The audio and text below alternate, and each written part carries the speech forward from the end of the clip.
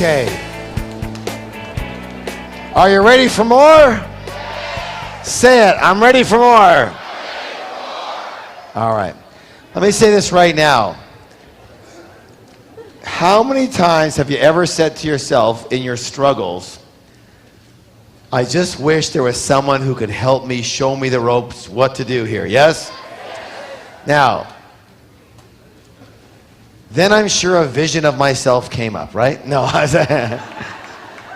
And you had this idea, said, wouldn't it be amazing, like, if I could get like a Bill Gates or one of these guys to just help me out, yes? Well, you know, when you have someone like Bill Bartman, who we're fortunate to have with us here, who we're talking about billion. What's the word? Billion. How many millions is that? 1,000. And it's not one. It's not 10 million. 10 million is a lot of money. Yeah? Raise your hand if you think 10 million is a lot of money. How about $50 million? What about 100 million? Can you imagine 10 times 100 million or more? So if you have someone of that, in that category, who's willing to come here and help you, are you appreciative of that?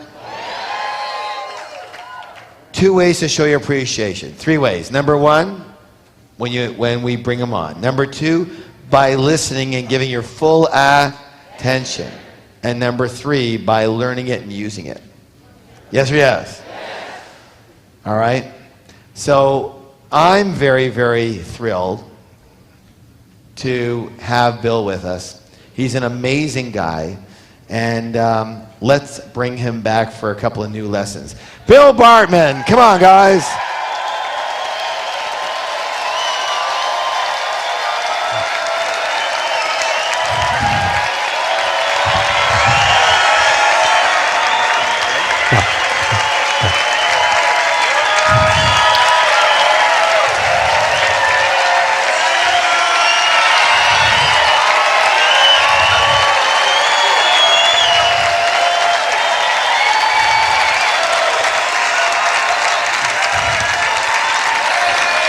Okay.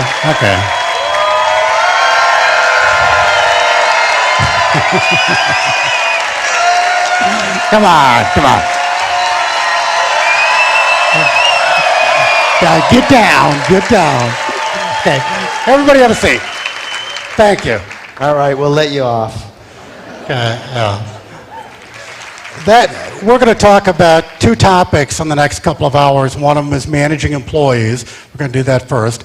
And then second, we're going to talk about raising capital. And these are the 2 most important things you need to know about running a business. Last night we talked about the 2 most important things in developing your personal future, and that is raising your self-esteem and learning how to set and achieve goals.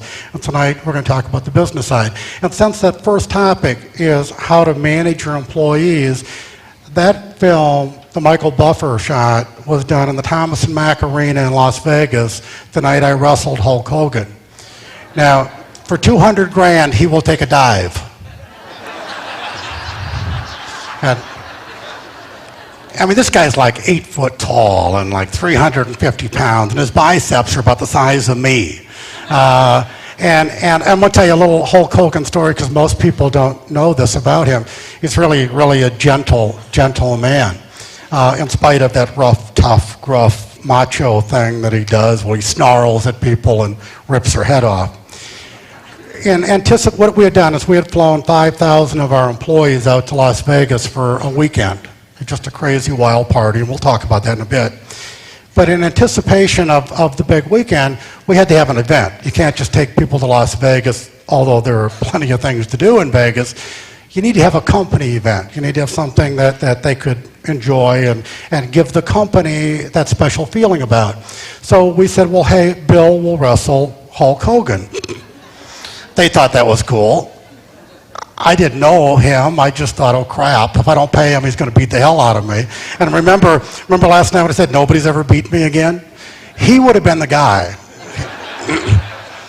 So we're staging this whole event. The whole event's going to last about 4 hours, and we're going to really entertain all of our employees and their spouses.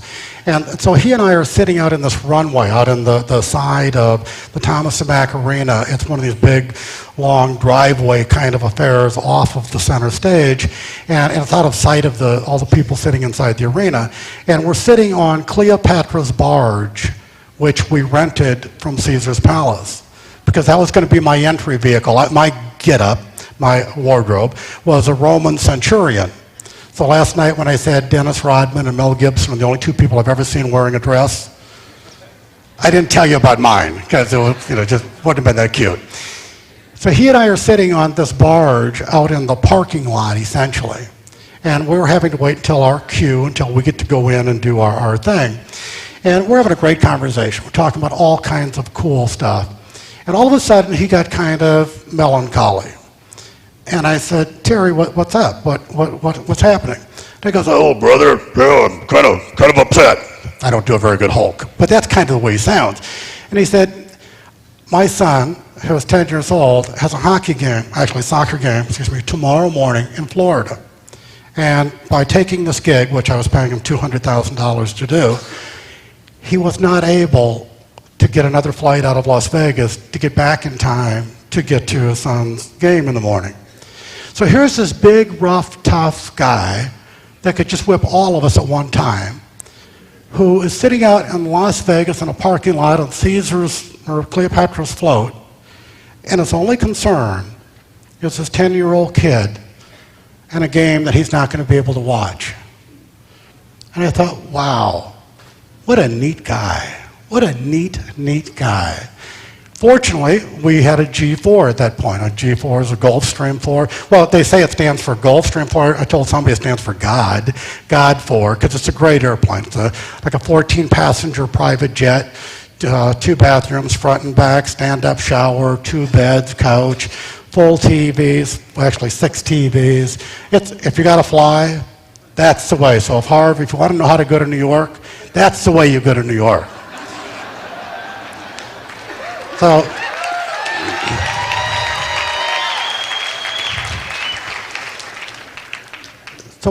we put Hulk Hogan on our plane that night and flew him back to Florida. So he got there in time for his game.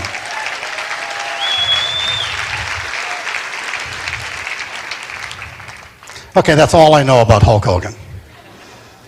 So if I tell you any more stories about him, I'm making them up, okay? The first topic is managing employees. They are the key to your success. And I know Harv has already talked about this extensively, and I agree with everything he said. And though I will say some things differently, we are not in disagreement on any item. This is a key element. So the most important thing you can do is start right, and most people don't. Most people, most companies, most employers, and by show of hands, how many people here actually have employees? Okay, that's a good number. And if I were to embarrass you, I would ask you, how did you hire them? How did you find them? How did they come to you? How did you know they were looking for work? How did they know you were looking for somebody to do the work? And the answer would be almost always the same. These were people who were unhappy at their last job. These were people who were not good at their last job. These were people who couldn't keep their last job. And they found out you had another job. And so they came to you, and most of you hired them. And what do you get when you get that? The bottom of the barrel. And I don't mean to say that in a bad or untoward fashion to anybody, but think about it. When you're hiring unemployed people, why are they unemployed? There's usually a reason. And so the very first secret of success in hiring and retaining and running a good shop is you hire people that aren't unemployed. You say, well, that costs you more. Well, sometimes it does, but honestly it doesn't. And what you'll get is somebody good. You'll get somebody that likes their job. You'll get somebody that's satisfied with their job. You'll get somebody that can do the job they've actually been hired to do, and now you're trying to pull them away from their good job to come to work for you. And that's really not as hard as it sounds. In fact, it's really surprisingly easy once you ask them. Because competent, motivated employees are the keys to success. It's been a very, very long time since I got into a fist fight with anybody, but I got real close with Ted Turner. And I think I can whip him. The fight would have been over whether Ted Turner was responsible for Ted Turner's success or whether it was the employees of Ted Turner's company that was responsible for Ted Turner's success. Because I absolutely believe no CEO is successful. No CEO is successful. We get the status and the prestige and the money when our employees push us up. It's as simple as that. No one of us, I don't care how smart you are, how good you are, where you went to school, or what degree you have, no one of us can run a company, control a company, manage a company, and pull a company up. No one person can do that. The only way a company succeeds is from the bottom up. When you have good, solid employees who want to win, want to succeed, want to help you succeed, then it becomes terribly easy. Absent that, you cannot do it. There was an Italian economist by the name of Vilfredo Pareto, came up with the 80-20 rule. Harv talked about an equivalent a little bit ago, but the 80-20 rule is that 80% of the productivity is accomplished by 20% of the people. It's true.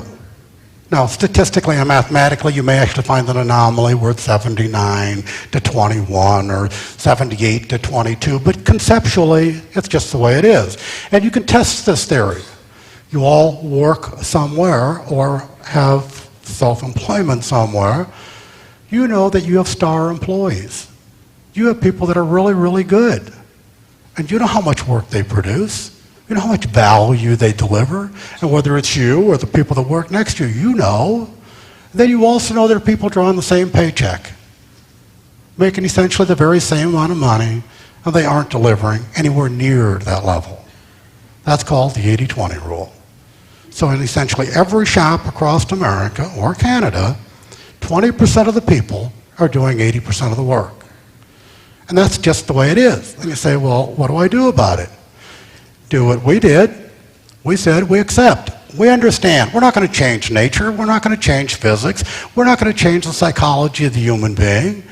We're going to do, instead of a karate move where we're going to stop somebody cold in their tracks, we're just going to go with it. We're going to learn from it.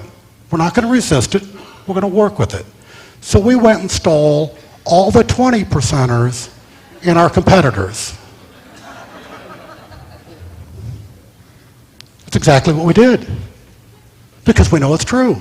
So we went down to our next competitor, and we knew which ones were the best employees down there because our employees knew and their employees knew. Everybody knows. And we offered them incentive to come to work for us. Now that's a twofer. When you take your competitor's best employees and leave him as trash, you go up and he goes down. We did that to 4 of our major competitors.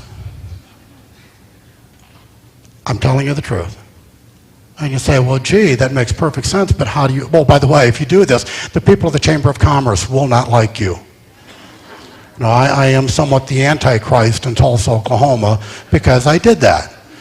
We created an environment where we stole everybody's best employees.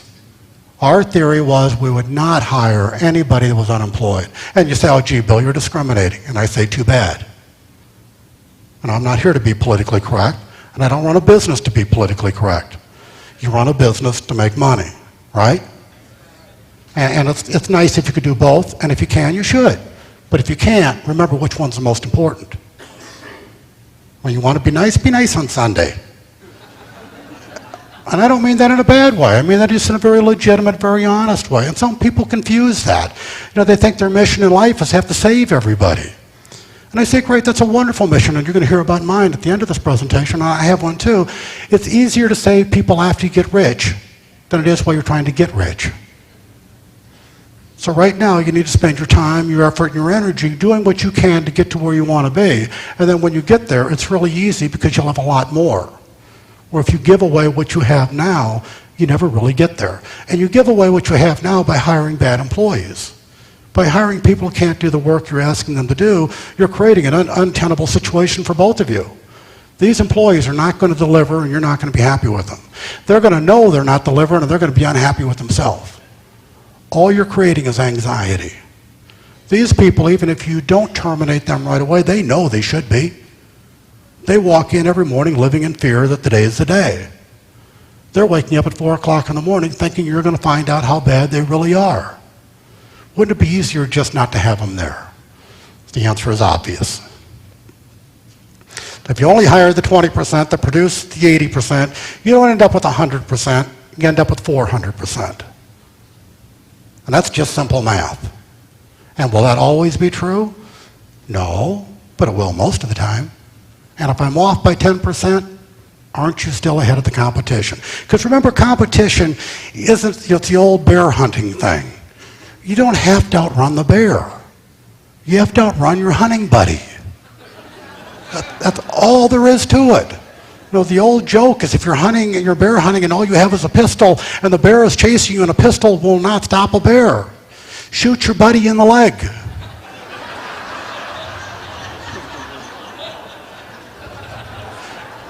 Last night you saw a slide with Dick Cheney. Tonight you're hearing me. All you guys from Oklahoma that way? Yeah, pretty much. We pretty much are.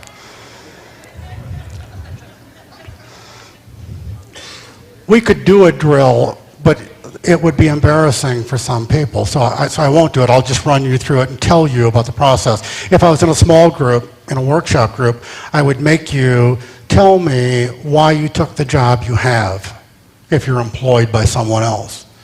Because it's really a great, great drill, because you have to start reaching into your data bank and you start finding things that you didn't know were in there.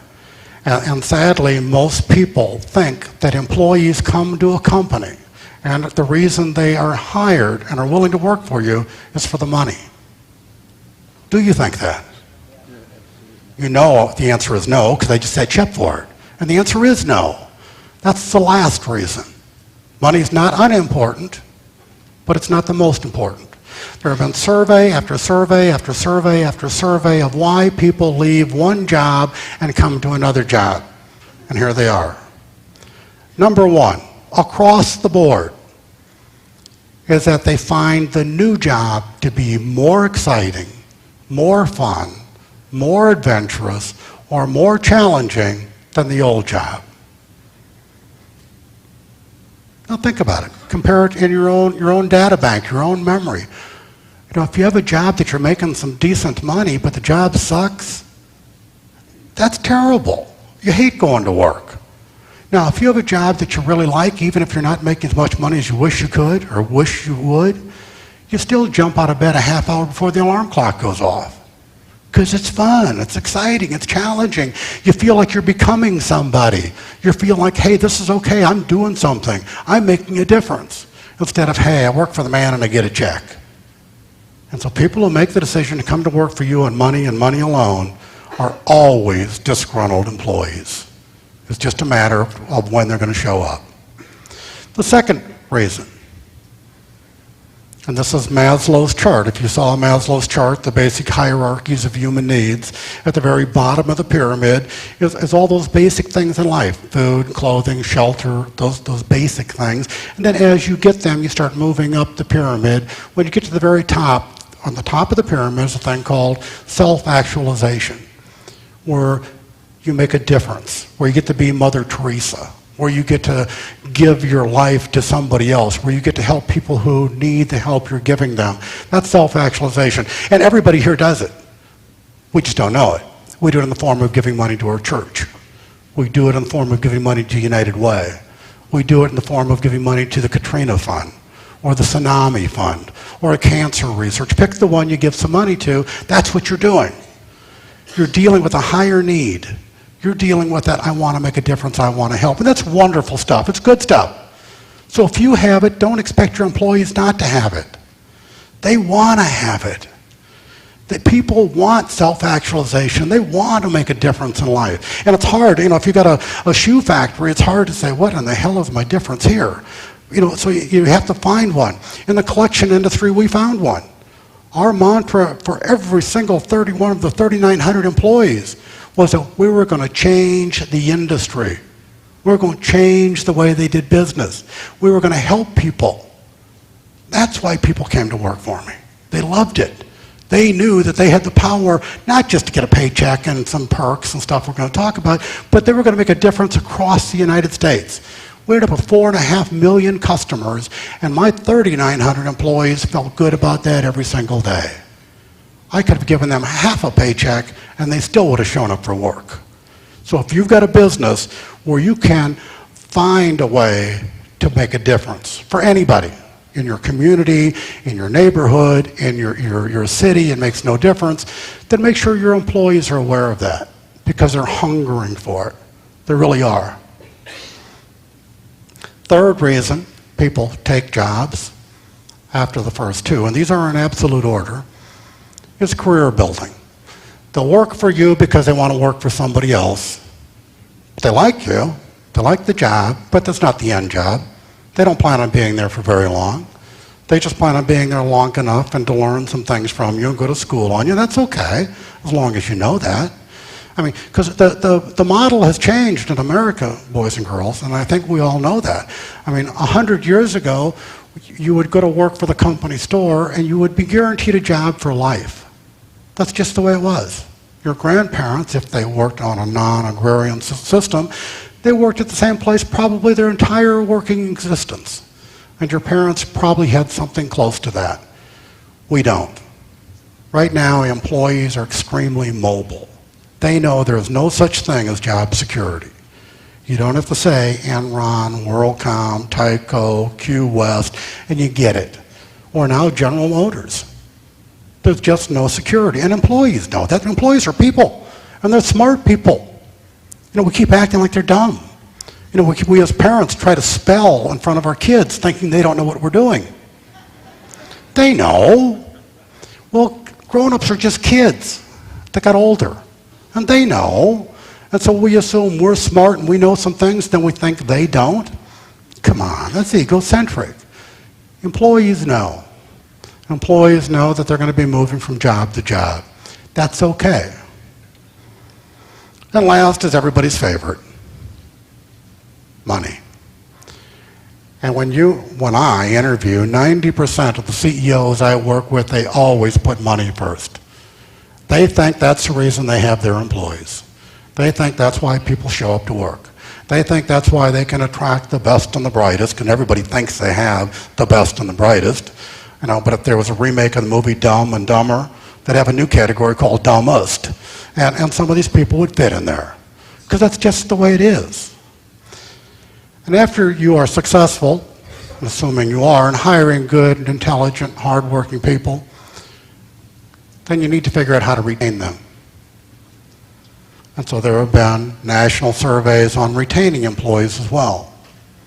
Because it doesn't do you much good to finally land a good one if you aren't going to be able to keep that person for an extended period of time. The training period can be extensive. In our company, the training is 7 weeks. If I hired you in today, no matter what position, whether it was receptionist or CEO, you would go to the same training for 7 weeks. You get paid for it, but for the next 7 weeks, you would not be working, you'd be training. 8 hours a day, 5 days a week, for 7 weeks, even if you were the CEO. And you would learn every job in the company. Not because I want you to do every job, I only want you to do one. But I want you to know what every other job is. I want you to know how hard they are. I want you to know how difficult they are. And I want you to know how you can help that person do their job better and how ignorance makes the job harder.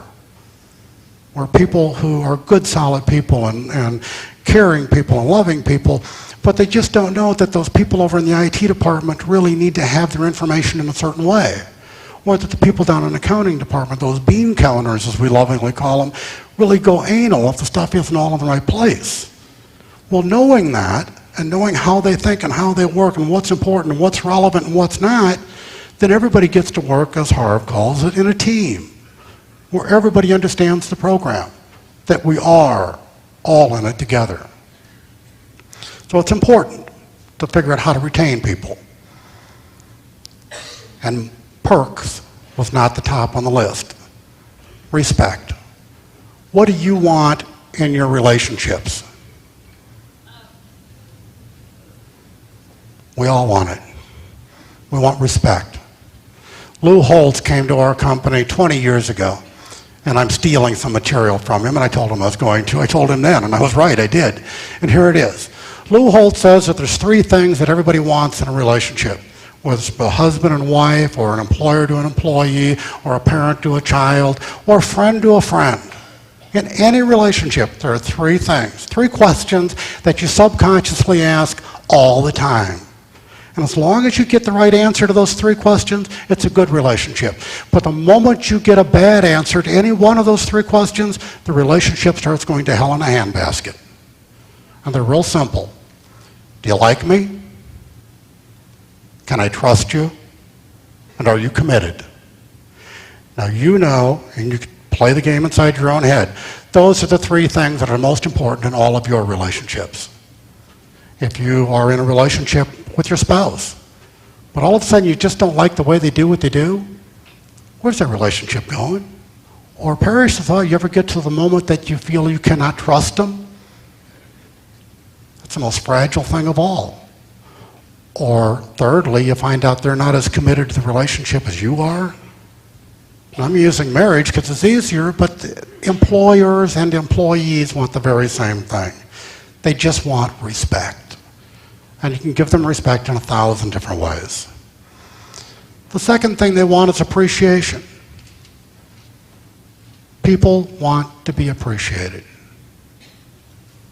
Let me show you one of our ways. Let me ask a question first. Now, all those people who have employees, show me your hands one more time. Okay, now keep your hands up as long as this is applicable.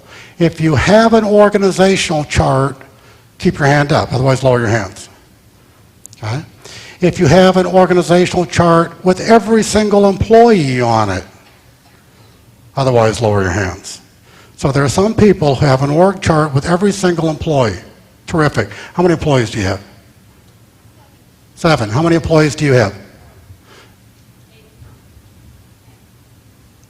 3. I need you and you to come up here. Would you come up here just for a second?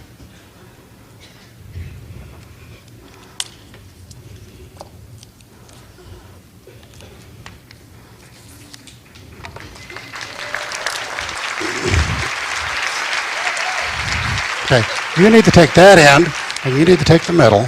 You take the middle, and you're going to, Aaron, you're going to have to walk off stage. This is my organizational chart.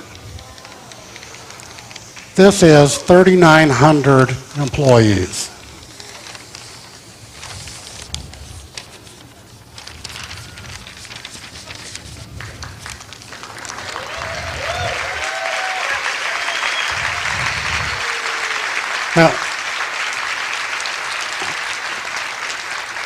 Now, why is this important?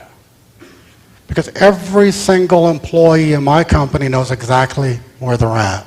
Did you ever see one of those T-shirts that show the Milky Way and it has a little sign that says, "You are here"? That's what this is. It's saying, hey, you're important enough for me to put your name on a piece of paper. You're important enough for me to know that you're an employee of my company, and I know where you work, and I know who you work under and what department you're in. We have 51 floors of the building in Tulsa, Oklahoma. Every single floor has one of these on it.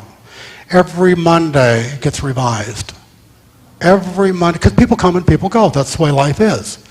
And every Monday there's a new one put up. Now I'm going to ask you if you would roll this up for me. Would you be kind enough to do that? Thank you. What does that cost? A $200 printer. What does it cost for 8 employees or 7 employees or 5 employees? A big chief legal pad and the number 2 pencil. It costs nothing. And what does it say? What have you just said to the person? Yes. You said, hey, I know you're here. Thanks. I appreciate you. You don't have to suck up. You don't have to say things you don't mean. You don't have to say things that aren't, genuine. But what does it cost you to tell the truth? Yes, thank you for being here. Yes, I appreciate you. What does it take to know your employee's name and use it instead of, hey, you? Unless his name is, hey, you. What does it take to know an employee's spouse's name? Not much. What does it take to know something about their personal life? And I'm not talking about prying, and I'm not talking about stalking, I'm not talking about sneaking up and looking in their windows. But when they talk to you about things that are going on in their home life, what does it cost you to remember that Wayne Learned's wife's name is Margie? What does it cost you? Nothing. What does it gain you? Everything. Because what you're saying to people is, hey, I know you're here. I appreciate you. I'm paying attention to you. You're an important individual in my life. Thank you. And if that's what you mean, and it is, we love our employees. And I say that honestly. I love my employees. And I mean that in every sense of the word. And I'm certainly not ashamed to stand up here and tell you that. And I want them to know that. And I want them to feel that. And you can say it in 100 different ways. How many of your employees have their own business card? Every one of them should have one. If they are the janitor, if they're the receptionist, thank you. It matters not, is it? Thank you, thank you, thank you.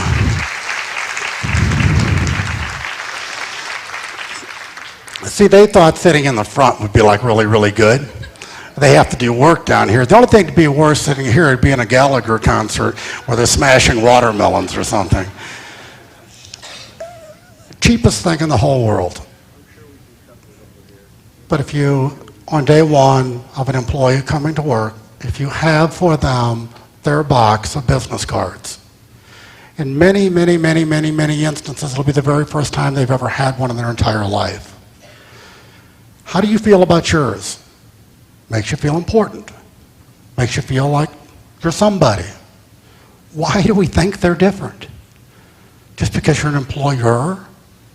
2 words, ER instead of EE. We're talking cheap stuff. We're going to talk expensive stuff in a little bit because I do some stuff that's pretty lavish. But this stuff every single person in the room can be doing. And you can be doing it tomorrow and should be doing it tomorrow because it costs you nothing, and what it'll get you is an understanding from your employees that you appreciate them. Third item. Employees want to see the vision. They want to know where the company's going. Remember, we live in this mobile society. We live in a culture now where there is not job security like our fathers and our grandfathers saw.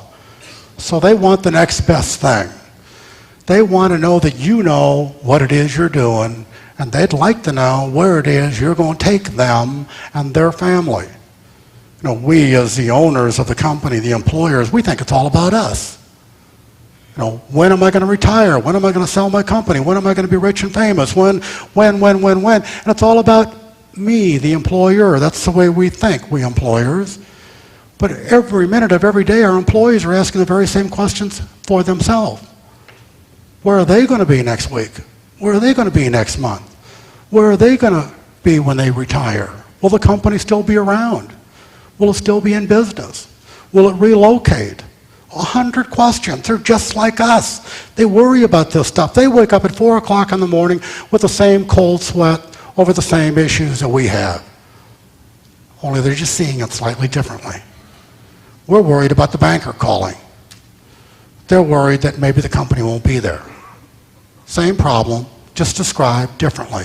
So when you have a vision statement and a mission statement, and later we're going to talk about a business plan, and that's really important stuff. When you have a vision for the company, you should share it.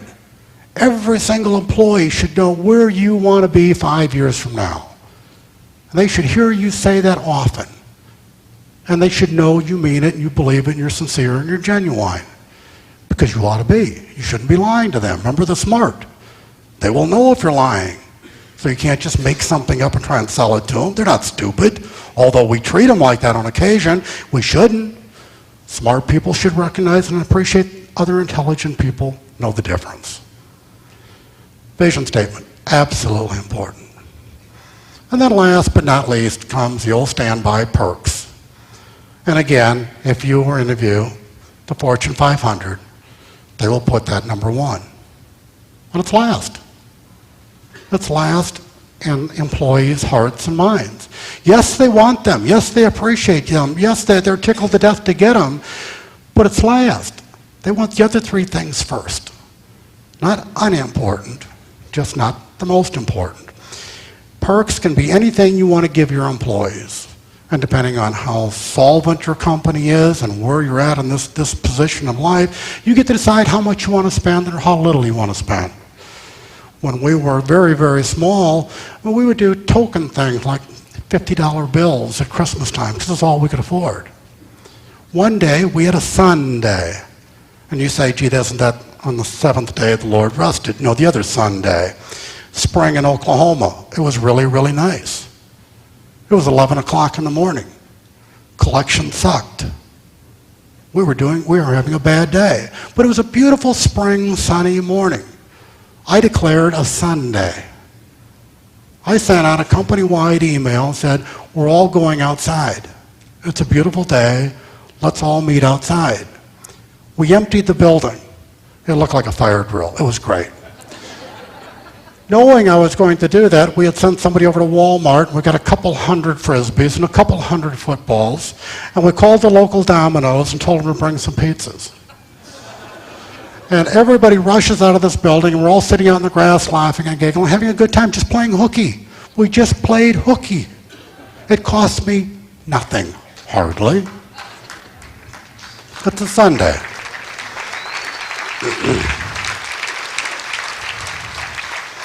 I mean, these are things you can do. These are things that don't cost you much money. After the hour was up, we went back to work.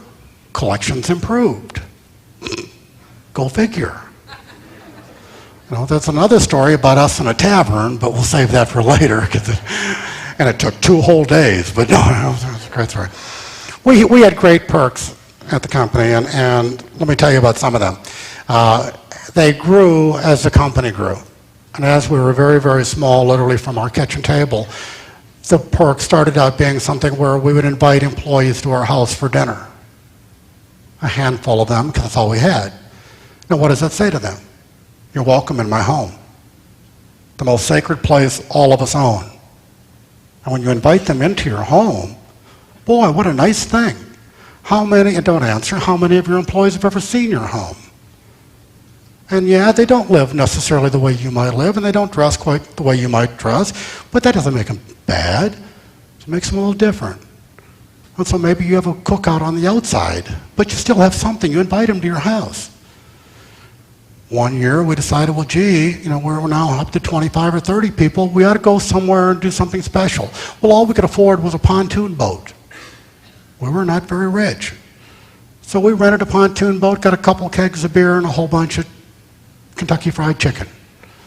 Spent a day out in the river drinking beer and throwing fish bones in. The catfish loved us. And the employees loved us, too. It was cheap. Took one whole day. They laughed and giggled. Nobody got too big of a head. They all showed up for work the next day. Inexpensive stuff. Absolutely inexpensive stuff. Over the course of the growth of the company, we migrated upward to a point where we had free on-site daycare for 600 children.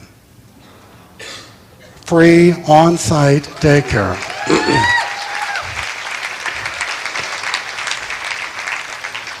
One certified teacher for every 3 children. Oh, it was the largest daycare. I say past tense, I left the company in 1998. The largest daycare in America. We took children in at 6 weeks, all the way up to the 5 years. And then we had a summer camp during the summer where we'd take anybody under 17 years of age for 12 hours a day. Every parent had an eyeball monitor on their computer. So you could be typing away if that was what your job was, and most of it, we were a collection company. It was clerical, administrative, technical, people that did a lot more work with their fingers and a headset than they did with their muscles. But they could look at their eyeball monitor on top of their computer while they're doing their thing and watch Johnny or Susie 50 floors below in a daycare. Every lunch, every day, they get downstairs and have lunch with their own child. Now, how valuable is that to a parent? That's the most important thing.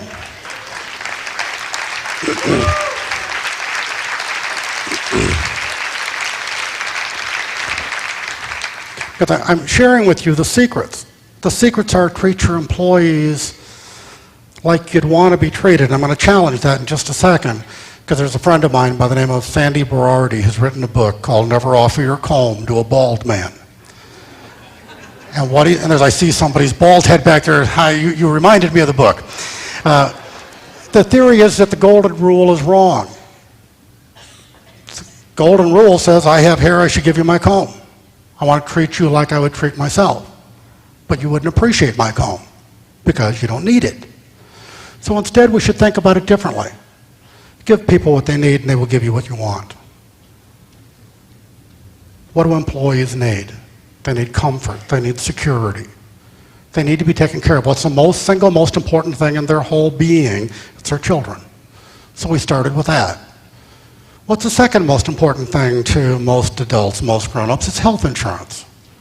So we provided free health insurance. We were absolutely self-funded in our policy, which meant we could approve every claim. So if you had a $500,000 heart surgery, or a kidney transplant, or needed to go to Mexico for chemotherapy, you did. We had no exclusions, no exceptions. People appreciated that. What's the third most important thing? That's your education and your children's education. So we offered free tuition to all of our employees if they wanted to get more. And then we gave them $1,000 a year per each child to put in a trust fund for their college education. Now, I'm not that generous. This isn't generosity, it's reciprocity. Generosity is when you just throw it out. Reciprocity is when it's a two-way street. Now, the difference between me and most people is I started. Most people do the other way around. They wait. They wait for somebody to give them something, and then they give it back. That's their idea of reciprocity. Mine is quite the opposite. My theory, very simply, is you throw it out there first, and it comes back. Not always from the people you threw it to, but it'll come back, and it always does. So my employees would have died for me. They would have killed for me. They would have done anything for me. Why? Because they loved me in the same way that I love them. But the perks didn't stop there. We had the standard vacation, 2 weeks, 3 weeks, 4 weeks, 5 weeks, 6 weeks, depending on tenure. But then we had a different kind of vacation policy also. And you saw one of the events. Every year we would take all of our employees and their spouses on vacation with us. We would take every single person who was employed by the company, even if they started that Monday, on the vacation. And they each would bring one person, hopefully their spouse, but not, we didn't care. And we rented a cruise ship one year, rented an entire cruise ship to go to the Bahamas. Went to Las Vegas and wrestled Hulk Hogan. Rented 27 747s to fly 6,000 people for a weekend in Orlando. It was the largest airlift since Berlin. No, literally, it was. We moved 6,000 people in 27 aircraft. Every 45 seconds, a 747 left Tulsa International. Now, the neat thing, I mean, this is kind of like if you're a parent, you understand what I'm about to say. On Christmas morning, when your child opens up the present, that's the joy that a parent gets. Try imagining sitting in a G4 at 41,000 feet, circling Tulsa, and 27 747s are leaving, one after another. And these are people, in some cases, who had never been on an airplane. These are people who had never seen an ocean.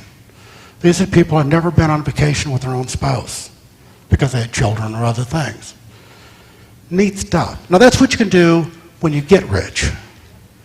Before you get rich, you have to get there. And the way you get there is having your employees work their butt off for you. And they knew that. I would tell people very openly on day one that I would hire them. This is going to be the best job you've ever had. It's going to be the hardest job you've ever had. And if you can't make it here, I'm going to fire you. There's no mercy. This is the old analogy of you're the captain of the ship has crashed, you're in a lifeboat. There's 10 people in the lifeboat with you. Capacity 10. The 11th person swims up. What do? If you let the 11th person into your lifeboat, all of you may drown. The answer is obvious. You cannot let that person in. And that was our theory on dead wood. And we told people that on day one. We said, sometimes you're better off working at Dairy Queen. Yes, we pay better. Yes, we have great perks. But if you can't handle it here, the frustration and the anxiety is going to kill you. So if you can't run at our speed, you ought not be here. Perks are important, but they don't need to be as lavish as I did. They just need to be what you can afford. Right? This making any sense? Number 5, real simple rule from a guy who's had 3,900 employees. Never negotiate salary.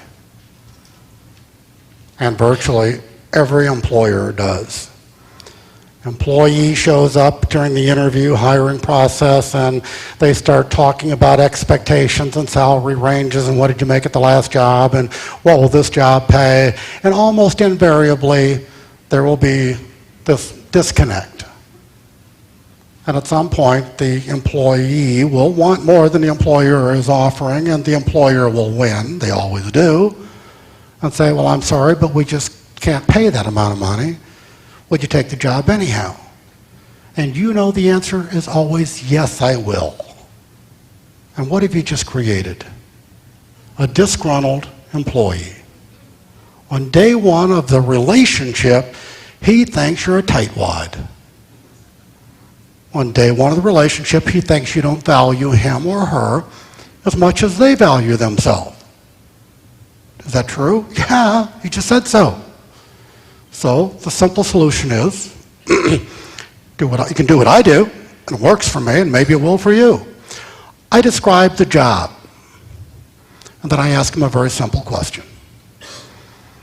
What would you consider a fair salary for performing this job well?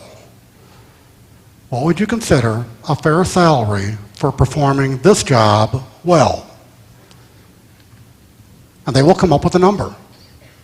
They will. They're smart. And when they come up with a number, you get to smile at them and you get 3 choices. And you only get 3.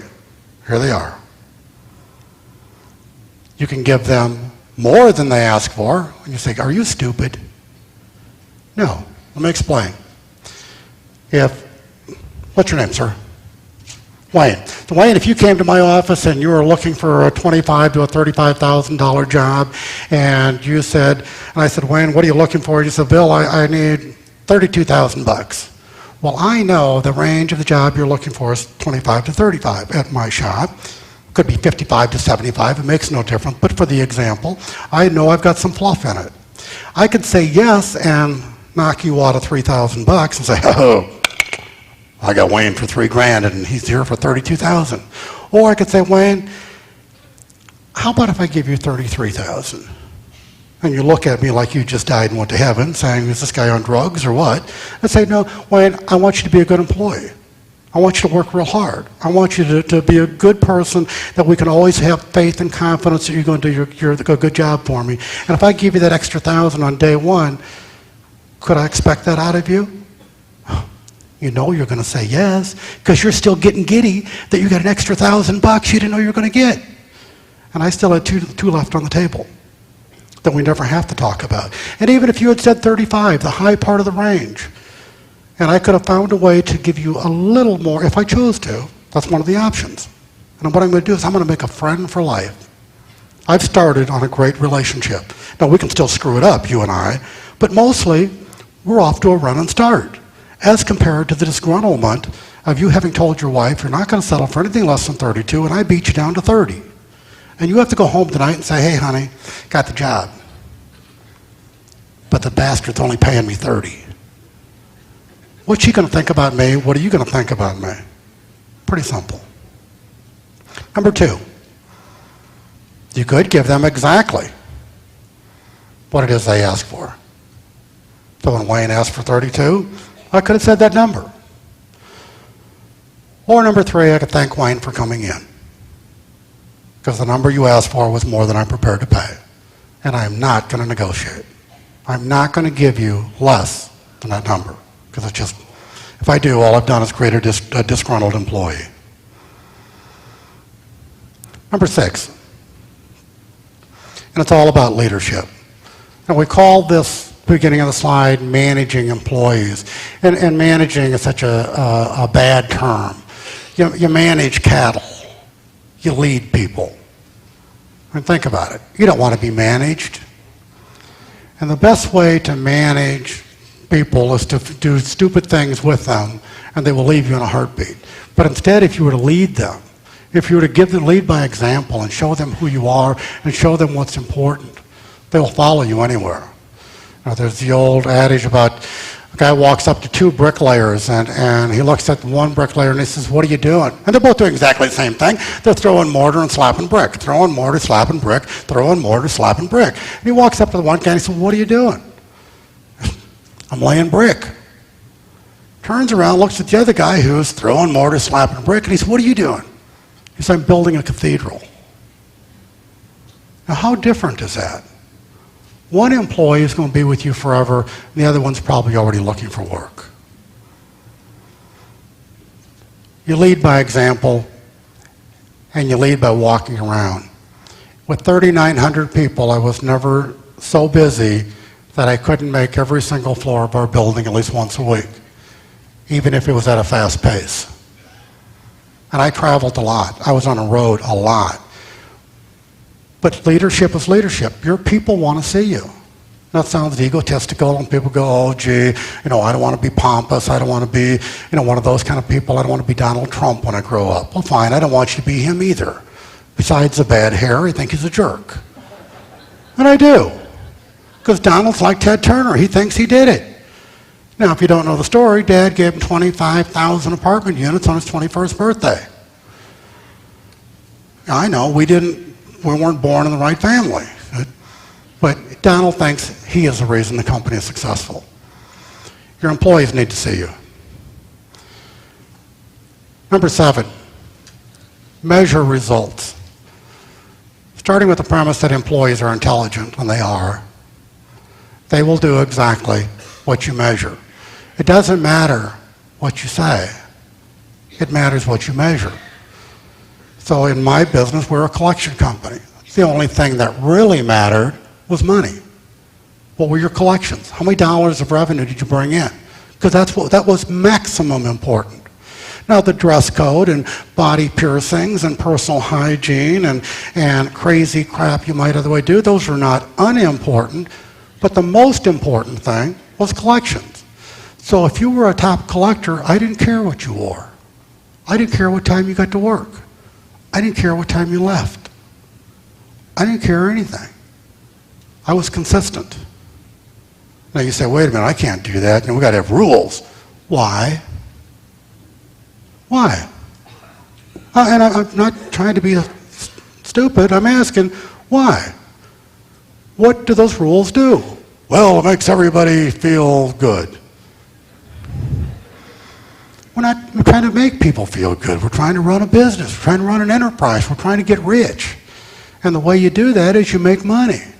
So do you really care how long their hair is? Do you really care what color it is? Do you really care what they're wearing? As long as it doesn't offend your customers. And in our business, we didn't have any. We were a telephone business. So all it bothered was the people sitting next to them.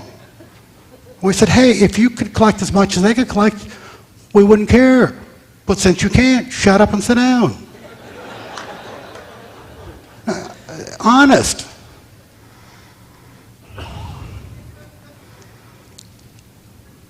There are 3 C's to being a good leader. And to be a good leader, it's simple. Again, we try to make it terribly complex. And I think we talked last night about Wharton Business School or Harvard Business School, and they will tell you in books that big of how to be an effective leader. They're wrong. 3 things. You need to be clear in your communication. You need to be able to speak clearly to the people you want to perform the task, your employees. They have a right to understand what it is you're asking them to do. They need to know what it is you want them to do. So you need to communicate clearly. After you have told them what it is you want, Wayne, I want you to do this job, and this is what the job is, and here's how I want you to do it. As soon as I say that to you, I should then go to concurrence and say, Wayne, do you understand? Do you know what it is I'm asking you to do? And if you don't, here's a great time for you to tell me. And you say, no, Bill, I thought it was supposed to be this, not that. I say, no, Wayne, that's not really what I'm looking for. What I'm looking for is this. And that's kind of close, but I'd rather have it this way instead of that way. Thank you very much. And this can be very friendly, and it is very friendly because we're just talking to each other. I'm telling you what I want, and I'm making sure you know. And I'm going to make you or ask you to repeat it back to me, at least in some form or fashion, so that I feel good that there is, in fact, concurrence, that you know what it is I've asked you to do. And then the third C is compliance. From time to time, I'm going to check on Wayne, not because I don't trust him, not because I don't like him, not because I'm his dad or I'm his babysitter. I'm not. I'm his employer. And I have communicated clearly what I want. Wayne told me he was going to do it. I have a right to come by and see how he's doing. Say, hey, Wayne, how you coming on that project? How's that coming along? You said you'd have it done by Thursday. You think you'll have it? And Wayne's going to say, gee, Bill, I ran into a problem. It's not going to be until Thursday night or Friday morning. Great, that's no problem. Or if it is a problem, now we get to talk about it. But if you don't do all three of those, you start presuming what will happen. Well, you think they know what you said. They don't know exactly what it is you did say, so they can't do it. And nobody's checking, so how in the hell do you know what ever got done? This is not complicated stuff, folks. This is really simple. You do those three things, and you won't have employee problems. Now, Harv is right. Employees can be a problem.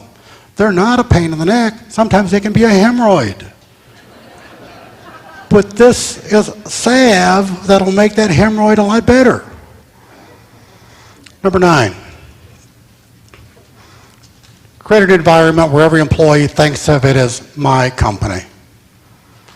If you're ever standing in a checkout line in a grocery store and one of your employees or one or two or three people in front of you in line and they're talking to someone, you better hope you hear the word my in the sentence.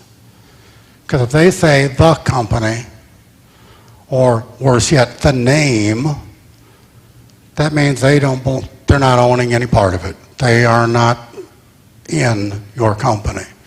But if they start calling it my company, that means you have them. That means they're happy, they're content, they're satisfied, they like what's going on. And you can do that so many ways. Employee recognition, weekly meetings, you can encourage initiative, you can reward mistakes. And you say, time out. We don't need to be stupid. No, what you really want is employees that'll make decisions. Harv said earlier, what you want is employees that'll take the burden off of you. Well, if employees are afraid to make a mistake, they're going to be afraid to make a decision. If they're afraid to make a decision, they're going to rely on you. If they're going to rely on you, you have to do all the work. Why in the hell did you hire them? So instead, you encourage them to make decisions, which mean on occasion they are going to make mistakes. And when they do, you should celebrate it. You should make a big deal out of it. You should laugh and giggle and cry when they're not looking. And it works.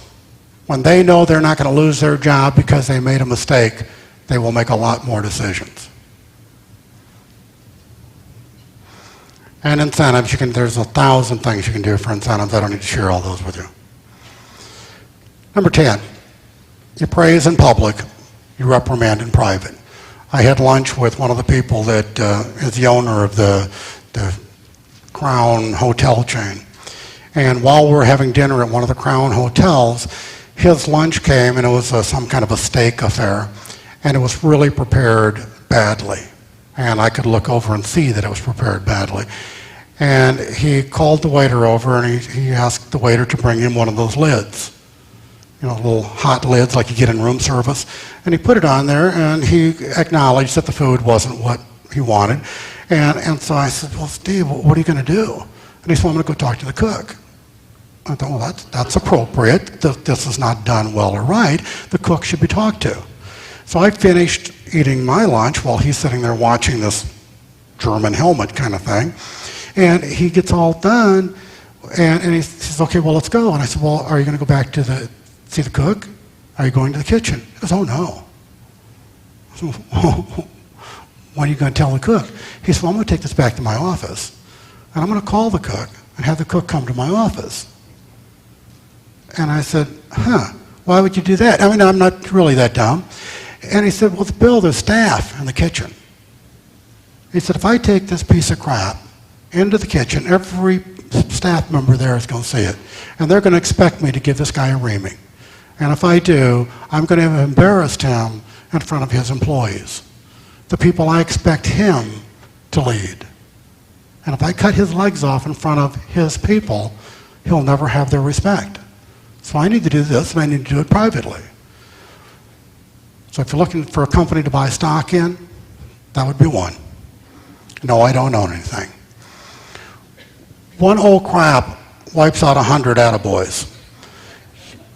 You've heard that as an employee, where you're afraid to make a mistake because you can do 100 things right, but if you do one thing wrong, they'll have your head.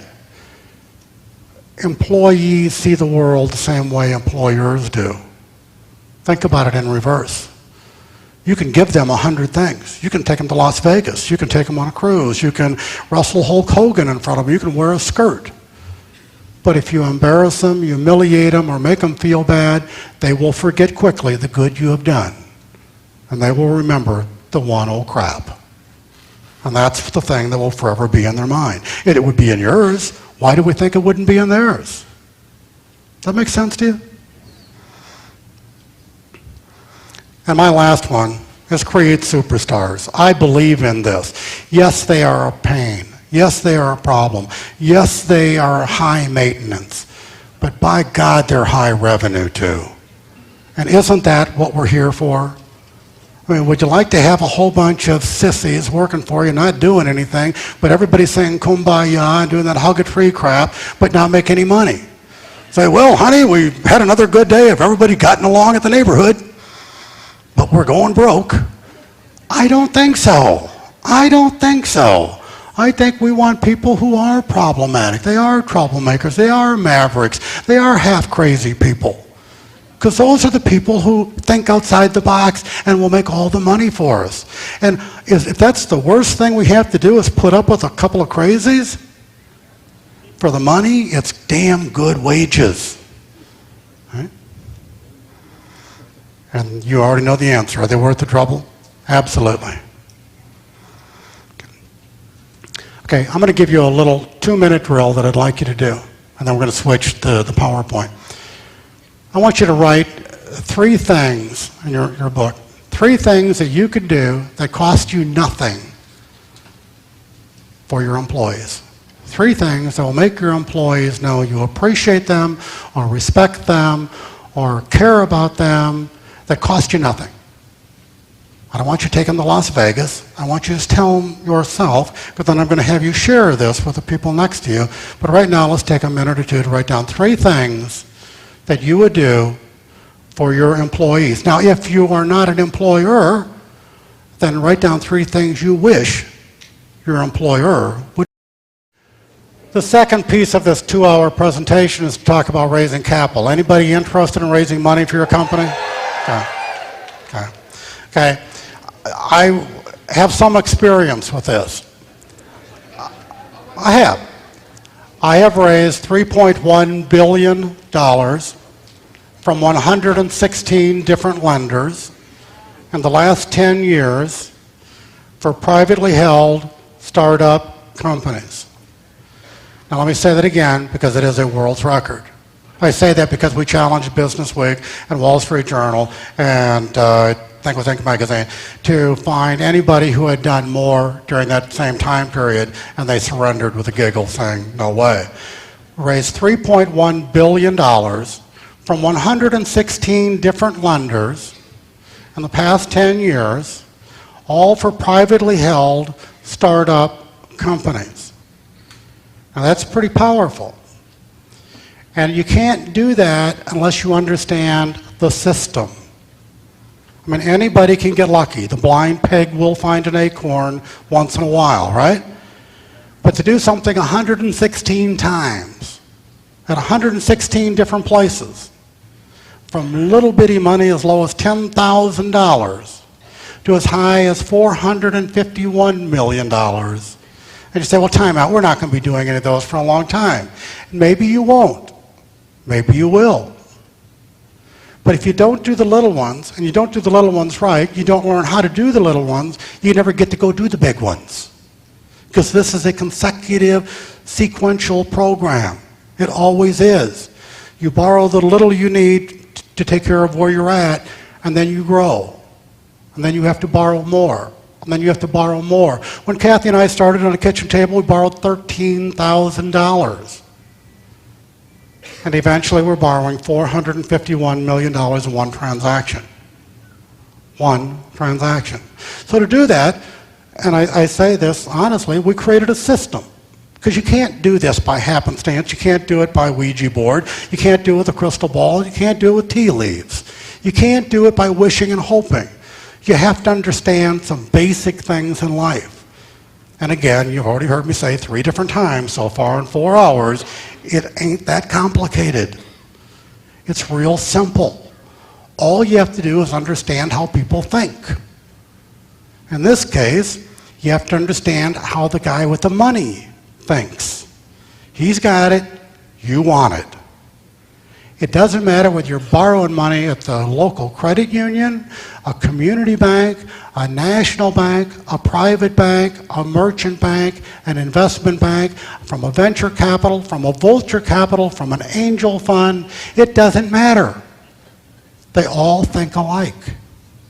They do. It's just the size of the loan they can and will make that separates them. And it's to whom they will lend it, and what region, what industry they will lend, and what their limits are on size and amount and type and kind. But that's all it is. But the thought process is exactly the same at every single institution. They all have the same expectation. So once you figure that out, this is easy. I can do it. So I know you guys can. Think about it. How often do you borrow money in your life? You borrowed money to buy a car. That wasn't hard. You had a car for collateral. You borrowed money to buy your house. That probably wasn't hard. You had a house for collateral. And most of you have gone to somewhere, probably to a bank, to try to borrow money for your business, and they laughed at you. And I said, that's the stupidest idea I've ever heard. We're not going to give you any money. And they threw you out on your ear, right? Pretty much the way it works. Because you aren't good at borrowing money. You're about as good at borrowing money as you are doing brain surgery. Because you've had about as much practice. You don't know how. It isn't that you're not capable of learning how. Nobody showed you. They just say, write a business plan and go to the bank. No, that's crap. That is not going to work. But this system does work. And I'm going to go through the next 8 slides really, really quick. The handout will have all this for you. This is the list of the 116 financial institutions that I have borrowed money from in the last 10 years. Now, the reason I'm showing this to you and making this available is for a couple of reasons. You will see some of the smallest financial institutions in the world, and you will see some of the largest financial institutions in the world, because you need to know both of them are real and possible. It also shows you that there really were 116 of them. And then it also shows you the third thing, which is equally important. If we get to talk about can I help you raise money, you at least know where I know where to look. And I have relationships. So let's get to the serious part. In business school versus us over here in the Gorilla Business School, I know I'm not going to repeat the stuff we did last night, but there is a difference between us and them.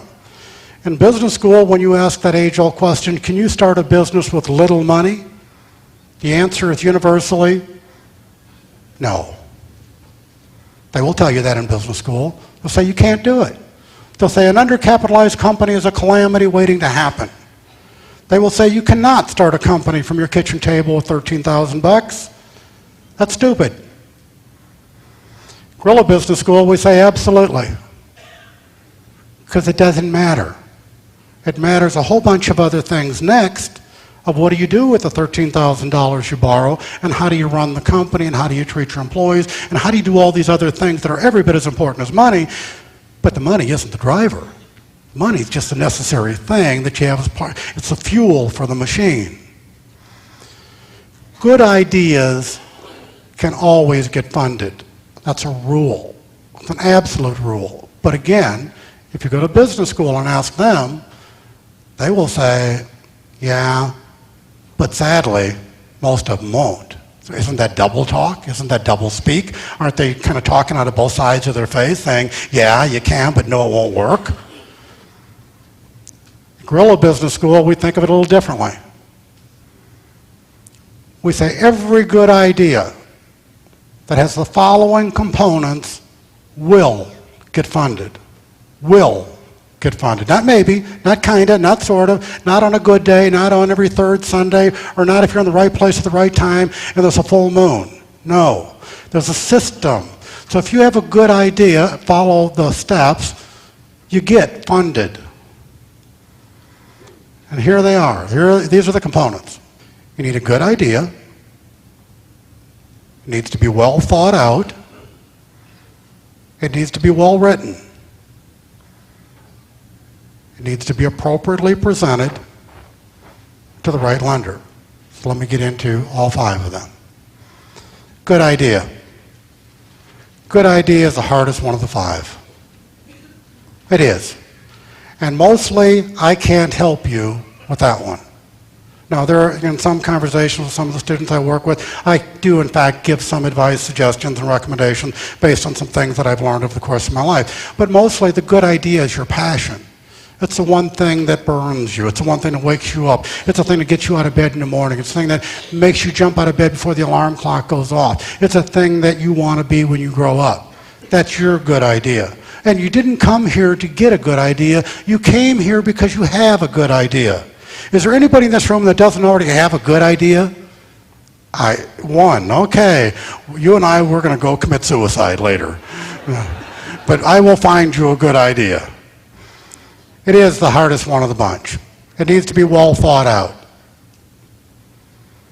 And here are some of the things that you need to understand about well thought out. Do you know more than your lender about the business you're trying to borrow money for? And you say, well, of course I do. I've been a car salesman for 10 years and I want to open up a car dealership. Okay? You have 10 years worth of car selling experience, probably no car dealership owning experience, and that bank has probably been in the car lending business for 100 years. Now, which one of you knows more? You might know more than that pencil-necked little guy behind the desk, but the bank has institutional memory. You aren't dealing with the guy behind the desk. You're dealing with the institution. You're dealing with every loan they've ever made to that industry over the course of the history of that bank. And a lot of them were bad. And that they remember those. And so they know some things about the industry. It doesn't matter what industry you're in. Because if they're even willing to lend you money, it's only because they think they understand the industry. And now they just need to understand the business. The business is you, the industry is it.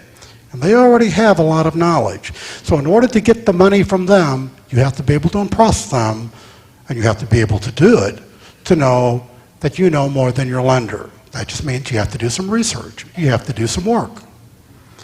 Do you know the history of the industry? It isn't enough that you sold cars for 10 years, or you sold shoes for 10 years, or you did something else for 10 years. Do you really know the history of the industry? You should.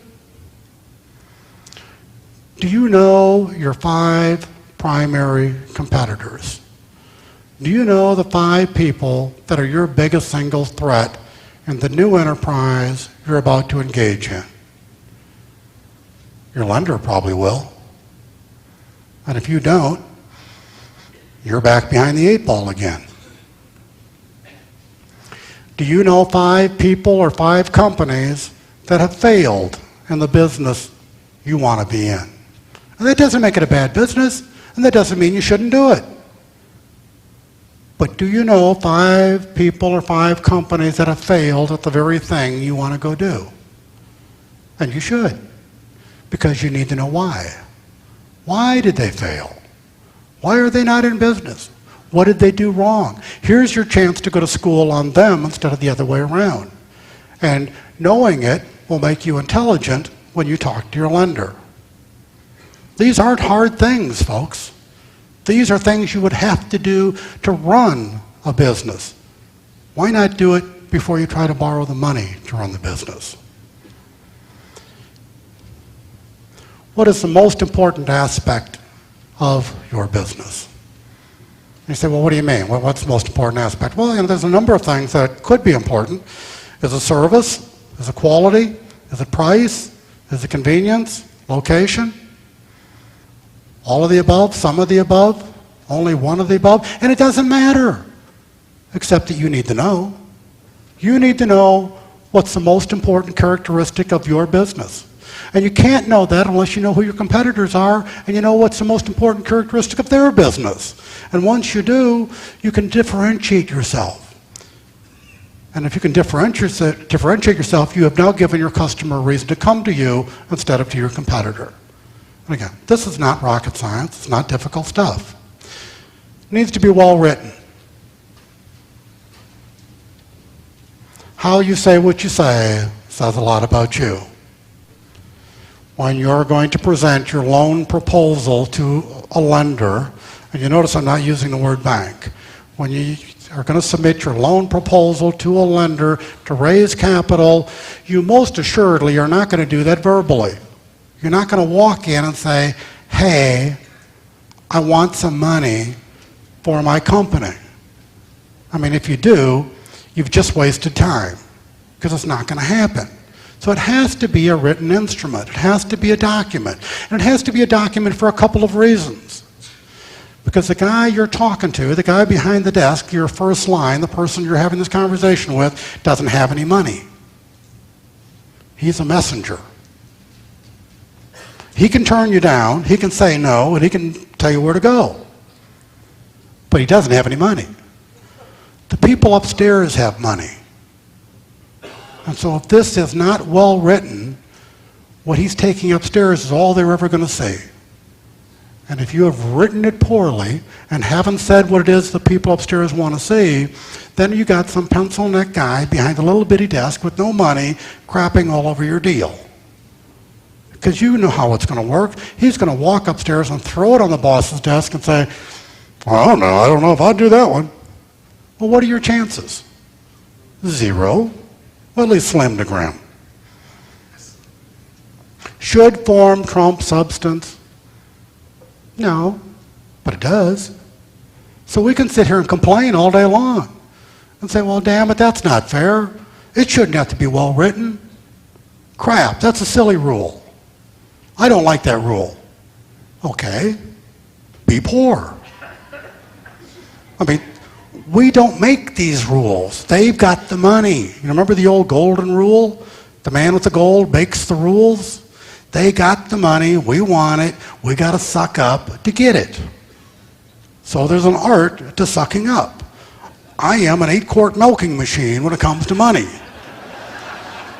I am not going to quit until I get 8 quarts. That's just the way it works. Any of you guys that didn't grow up on a farm don't know what I just said, and that's probably okay. It needs to be appropriately presented, which means you ought to have an advisor or a consultant or somebody that's ever done one of these before help you. It's your first brain surgery. It's the first time you're going to surgically remove your appendix. It's the first time you're going to do something of great significance. Do you really want to do it alone? I mean, I could ask the question, how many people play golf? And the hands would probably go up, and it'd say, well, then, how many have ever taken a golf lesson? You say, gee, I'll hire an expert to teach me how to play golf, but I won't hire an expert to teach me how to fund my business.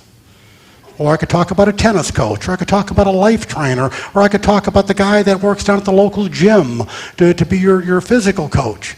We hire experts and coaches and people to help us all the time until it comes to our business, because the world has taught us we're supposed to do this by ourselves. Well, I already told you, I think the world is pretty stupid on occasion. And this is another one of those things. It's legitimate to ask for help from people who know how. So consultants, CPAs, advisors, there's people that do this for a living. They do it every day. They're good at it. They know how to do it. You don't. They do. Let them.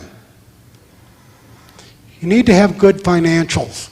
And you say, well, time out. I don't even have a business. All I have is an idea. Fine. It's called pro forma. Pro forma. It means as if. It says, these are the numbers that I think I will be able to generate if the business does what I want it to when I think it will. And as long as it's clearly labeled as such, a projection, a pro forma, every lender understands that. And they know you don't know, and they know you're doing your best to guess correctly, and they are going to check your numbers as closely as they can, and they're probably going to discount them anytime they think they're a little hazy. That's their job. So you make them a little higher. And it works. And I'm not saying you should fudge the numbers, but you should know what they're going to do. They are going to cut them down a little bit. So you put down what it is you think you need to run your railroad, whatever your business enterprise is. The worst thing in the world you can do as a borrower is borrow less than you need. That is the world's worst mistake. You've walked into a lender and said, hey, this is what I need to go do, what I'm going to go do, and he believed you. He thought you were intelligent, thought you knew your business, thought you understood your industry. He made the decision, he gave you the money, and you come back 2 weeks later and say, I was just kidding. I was wrong and so were you. Yes, sir. Pardon me? 3 years or 5 years? It matters not. It depends on the industry. If you're doing something that has quick turnover, it could be 1 year. Literally. Or 5. It's industry specific. Okay? You need a board of advisors. I don't care if it's just you or you and your spouse that are in business today, and I don't care what the business is. If you're going to be raising money, you need a board of advisors, not a board of directors. A board of directors is a legal group of people that have responsibility and accountability and liability. And after Enron, Tyco, WorldCom, and the boys, most people don't want to be a director. But they will most assuredly become a member of your board of advisors. And you pick people to be on your board of advisors that are community leaders, that are civic leaders, that are politicians, that are people that are expert in your industry, that are people that your lender will be impressed with. Now you want people that know what it is you're doing and can help you because you want their brain. You want them to help advise you on what to do, when to do, where to do, and all those other to-dos. But you also are buying impression. So this isn't what I normally would show this, but this was one of my companies and one of the group of the board of advisors. U.S. senators, congressmen, governors, priests, rabbis, Chamber of Commerce leaders. I live in Oklahoma, so we had Mexicans, we had Indians, we had blacks, we had white guys. 2 white guys, and an attorney general.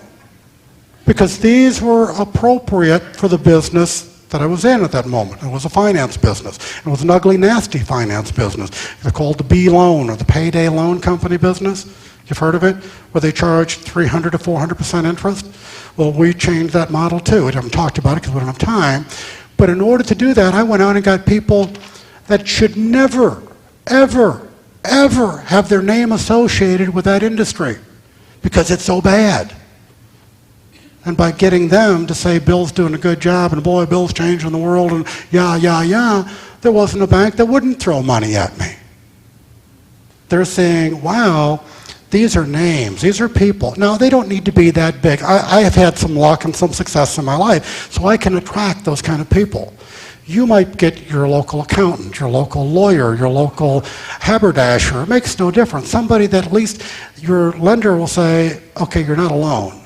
You're not by yourself. There's some people working with you. And as you get 2 or 3 of those people, you find more. Remember last night I said if you have a goal and you tell people 1 of 3 things can happen. I remember what I said, and that's one of the things I said. And I said that 1 of the 3 things will be that they will help you. So when I go to them and say, I want to kick ass and change an industry, pardon me? No, they do it for nothing. Isn't that great? What a country. See, raising money is easy if you figure it out. It's just a system. You just got to get it in your head. You need a good website. Do you really need a good website to run a good business? Absolutely not. Should you have one to impress your lender? Absolutely yes.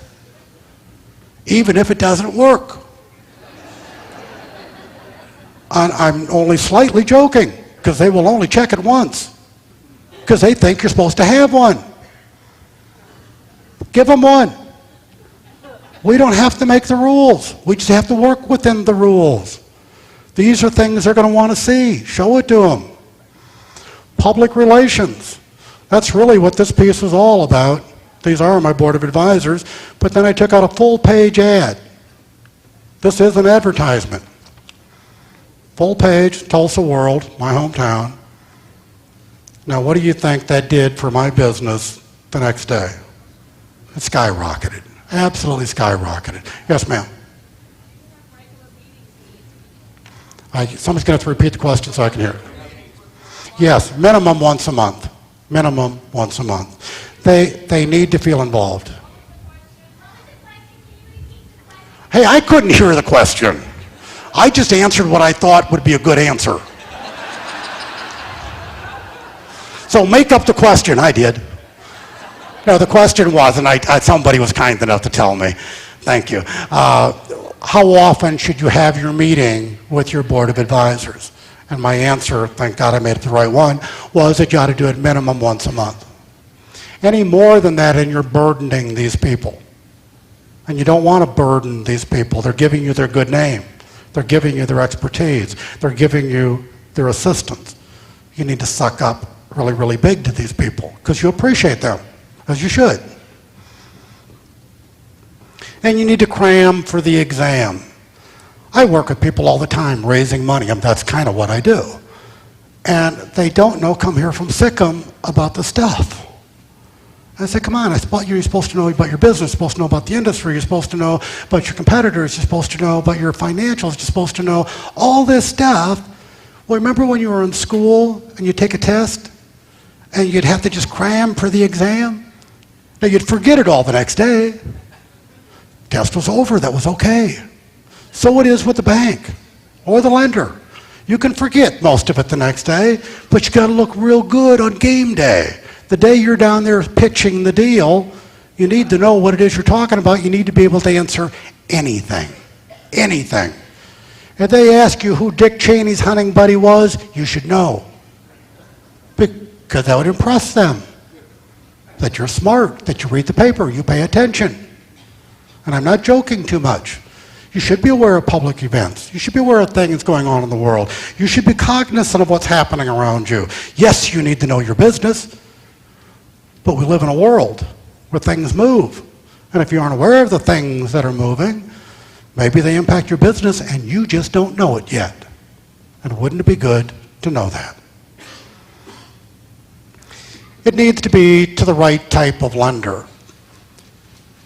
And I don't know which of these is the most common mistake, but I think this ranks right up there. And that's why I've been refraining from talking about going to the bank, because most of you would. And banks are the last place you probably really ought to go. Depending, and I shouldn't say that. Depending on the kind of type of business you're in and the kind of type of money you want to borrow, maybe a bank would be appropriate. There are times when they are. But as you'll see on some of the subsequent slides, and I don't want to steal my own thunder, so let me just kind of go right through here. The first and most important rule is don't waste your time trying to sell to a guy that can't buy what you're selling. So if you're wanting to do a real estate deal, you want to buy an apartment complex because you want to provide low-rent housing for people or something, who cares why? You want to buy that. And if you're going to go to a lending institution that doesn't make real estate loans, you're not going to do real well. If you want to open up a pizza shop or a franchise or pick a business and you go to a place that doesn't do that, you're not going to get the money. Because lending institutions specialize in industries. That way they can get this thing we call institutional knowledge about an industry, where they can know everybody in the industry. because they're aware of who's doing what. And so if you go to the wrong one, you're wasting time. Well, you say, well, how do I know the right one? This goes back to hiring somebody that knows what in the heck they're doing, because they can show you. This is not hard. And without knowing your business, the answers are as varied as the people in this room. I didn't go to 116 lenders because I was trying to set a marathon. I went to 116 lenders because I needed to raise the kind of type of money for the kind of type of deals that I was putting together. It would have been inappropriate to go to 20 of them. I would have been turned down on a lot of those transactions for the very same well thought out, well written, appropriately presented, and it would have failed because I was going to the wrong place. So going to the right place is really important. This loan proposal, this document, this written instrument that I'm telling you need to take to the lender. When you go to business school, they will tell you it only needs to contain 3 things. How much, for what purpose, and how to be repaid. That's what they tell you in business school. The same place where I told you they'd make you read a big book, now they make it real short. They say, loan proposal. You need to tell your lender how much, for what purpose, and how it's going to be repaid. And you go, oh, gee, thank you, teacher. That's really important. And they're wrong. Most people teaching in a business school never borrowed any money. They haven't. They're good people. They're smart people. They're a lot smarter than us, but they never borrowed money. They went to school and got a good job at teaching. And that's what they will do all of their life. And now they're going to tell us how to run a business, how to start a business, how to finance a business. Quit it. We're a business school. We understand reality. This loan proposal document is the most important document you'll ever get in your life. It's probably the most important document you'll ever write in your lifetime. It is more important than your last will and testament. It is more important than a prenup. Because if you do this one right, you have to write a prenup. You will make money. If you're poor, nobody cares. The purpose of the lending proposal is to make your lender a salesman. You don't get to go upstairs with him when he carries your mail. Only your mail goes upstairs. So you want that loan proposal to be everything you want the people upstairs to think about and to consider before they say no. And you want to make sure that you've got enough stuff in there that they should say yes.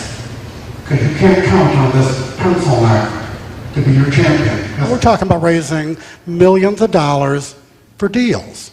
So what should you be willing to pay? And I'm not making up a number. That's for you to do. How important is it?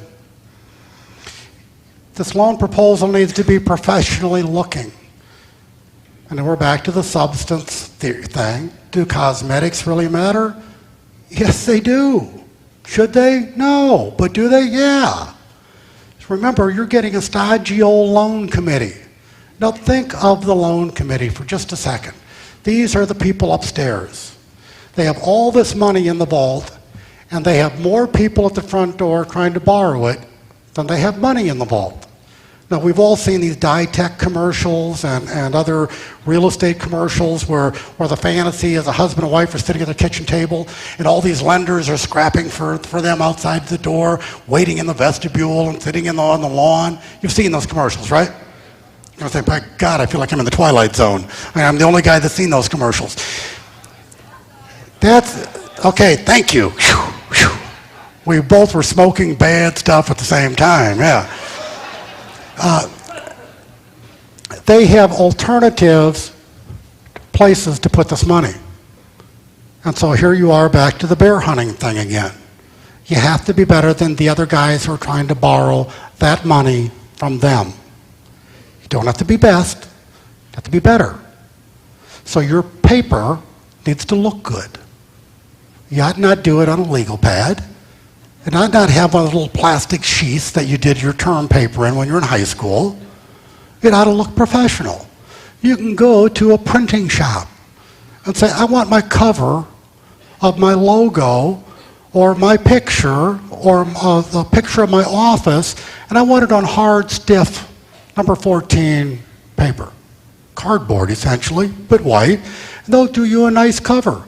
They'll bind it for you. They'll put perfect binding on it where it lays flat and opens nicely. It looks like a book. Cost $30. And what do you get? An impressed lender. Because he's used to seeing stuff coming in a 3-ring binder or one of those old plastic things, and that says something about you. It says you're willing to do it professionally. Doesn't that give a lender comfort? Of course it does. Remember, the whole trick is just one thing. Think like they do. If you think like they do, you'll know what they want. If you know what they want, then it's just a question of how do you give it to them, and it's really simple. This loan proposal needs to have attachments, and this is where I really differ with some people who talk about how to write business plans, and this is professional, my opinion. I could be wrong. The other people could be right. You have the right to listen to anybody you choose to, and I don't care if it's not me. But I would never submit a lending proposal without these 2 attachments. I want the entire business plan. Remember, we have a pencil neck sitting behind the desk who's going to deliver our mail. You get one shot to deliver everything you want in front of that loan committee. So I want the entire business plan, which talks, and I'm not going to go through this tonight. Quality management, it's going to talk about your staff, it's going to talk about your external professionals, it's going to talk about your advisory board, it's going to have a piece about your marketing plan. Now you're going to get a copy of this, so don't panic, okay? You're going to have a staffing plan in there, you're going to have your strategies and your contingencies. That's a good business plan.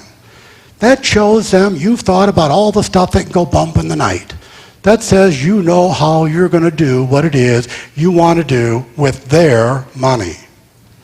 And that's the most important thing to them. Do you know what you're going to do with their money? It also should contain a personal commitment. How much skin in the game are you donating to this thing? Any? And if they're putting in a penny, the business plan needs to say that. It makes the banker feel warm and fuzzy when you're putting some of yours in. Outside capital, if you have any investors, you have anybody else contributing to this new enterprise, the lenders love to hear that. That just means they've hedged their risk. Instead of lending you 100 cents of the dollar you need, maybe they only have to lend you 80 cents of the dollar you need. And they get a perfected performing security agreement. They get paid first. Now, you've given them an opportunity for them to lend you money. The other attachments, policies and procedures. So what are policies and procedures? Policies and procedures for any company are a written document that tell you how to run your business. It tells you how the receptionist answers the telephone. What does she say? Why does she say it the way she says it? What does she say if they say this? It tells you how every job is being done and how it ought to be performed. Now you need one of those so you don't have to retrain every single new employee from scratch every single time you hire one.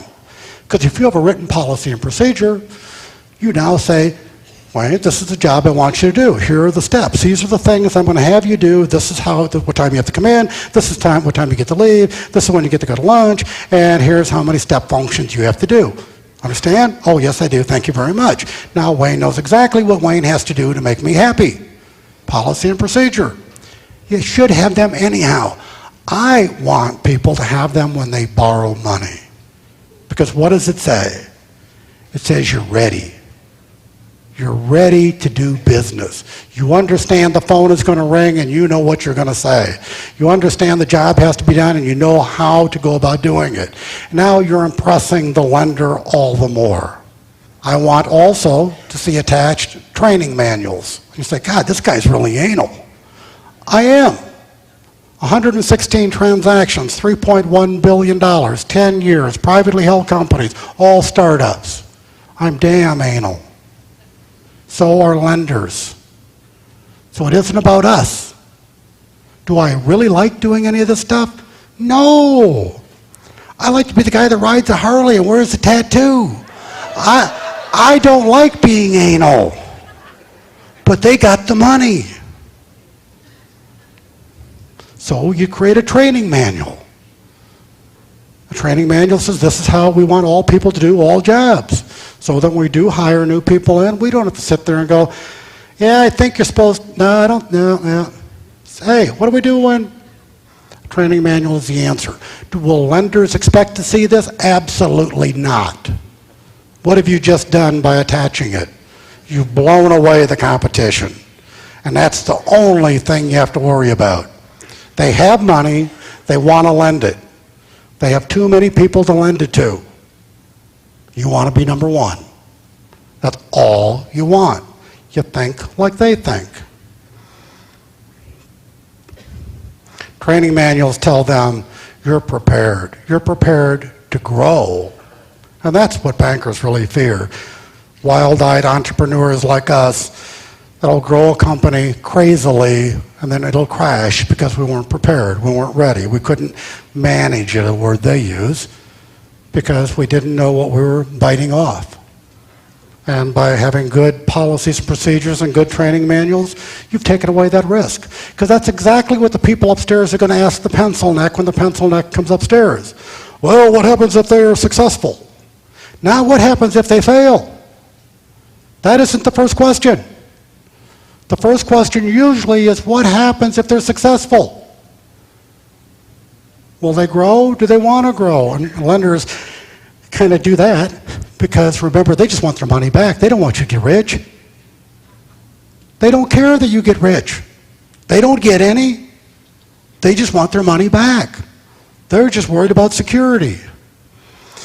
I'm going to have to whiz through these really, really quick because we're running out of time. And again, these are part of the handout. And I've given you 20 years worth of reasons loans are rejected. Because sometimes knowing the negative is every bit as good as knowing the positive. If you know what to avoid, by reverse, you kind of learn what you should be doing. And so don't bother trying to write these down. The handout will be most beneficial. There are a whole group of them under different categories. The first category is general management. The second is operations. The third is finance. Fourth is marketing. And then we'll get to a couple things I do want to talk about. There are so many sources of capital, and you get to pick which ones you go to where you choose to borrow the funds you're going to need to run your business. That's a prerogative. That's a choice you get to make. So you need to think intelligently and wisely about why did you pick the one you picked. Because again, if you pick the wrong one, it's like, that old shell game. You lift it up and there's no P under it, you lose. What you want to do is make sure you always pick up the shell that has a P under it. You always know who's got the money for the kind of deal you're trying to do. Once you made that decision, and here is how you end up sometimes having to make this decision, what are you prepared to give up to get what it is you want? And you say, well, gee, I only want to pay them a slight interest rate. People in hell want ice water. Maybe you can't have that. So you have to think, what is important? What would I be willing to give up to get what it is I want? And I'm not telling you to be stupid, but I'm telling you to be flexible. I'm telling you to think that, you have to think outside the box too. And so you say, okay, well, if I go to a lender like they're called a bank, they're only going to charge me a little bit of interest, but banks don't lend money to people who need money. Think about that, because it's a truism. Banks don't lend money to people that need money. They lend money to people that don't need money. So if you walk in and need some, they're not going to give it to you. But if you're already rich and go to a bank, they'll love to see you. Oh, what's your new business? What are you going to do now? Oh, let me help you. Why? Because they're going to get a personal guarantee for all the money you otherwise have. They get to double down. So maybe you end up going to a merchant bank or a private bank or an investment bank or a venture capital or a vulture capital, and there's a difference. Not just in the way they spell, but some circle over a dead body way too long. And then last but not least, the one I recommend to everybody, it's called angel funds. Angel funds are people who have been successful and have made a lot of money and understand you because they used to do what you do. They used to worry about how in the hell they're going to make payroll. They used to worry about how they're going to grow their business. And these people recognize and appreciate a fellow entrepreneur. April 18, there is a meeting of the Ewing, Marion Kaufman Foundation in New York City. 5,000 angel fund representatives will be in that building. Tom Walker, a kid from Tulsa, Oklahoma, my hometown, is chairing that meeting. I have borrowed from 32 of those people already. That's where the money is. The Ewing, Marion Kaufman Foundation is the largest entrepreneurial organization in the world. They created the angel fund concept. These are now privately held companies that come to this organization. The Ewing, Marion Kaufman Foundation are the people that sponsor the National Entrepreneur of the Year contest, the contest that I won. They are the people who sponsor the National Entrepreneur Hall of Fame, where I have been inducted. They also sponsor the list of the 100 entrepreneurs for the last 100 years, and they put me in it. I don't want to brag, but I like those guys, and I think they like me. And that's where you want to borrow money, if you can, if you qualify, if you're good enough, if you have a business plan that will work, because those people won't take your first male-born child. They will charge you a reasonable interest rate. They may even want some equity in the deal, but that's a variable. That's a negotiable. All things are negotiable once you get away from a bank. Banks don't negotiate because they're banks. Remember, they don't make loans to people who need the money, so they don't have to negotiate. But these other people would be happy to negotiate. And you can hire people to help you negotiate, too. There are people that do that for a living.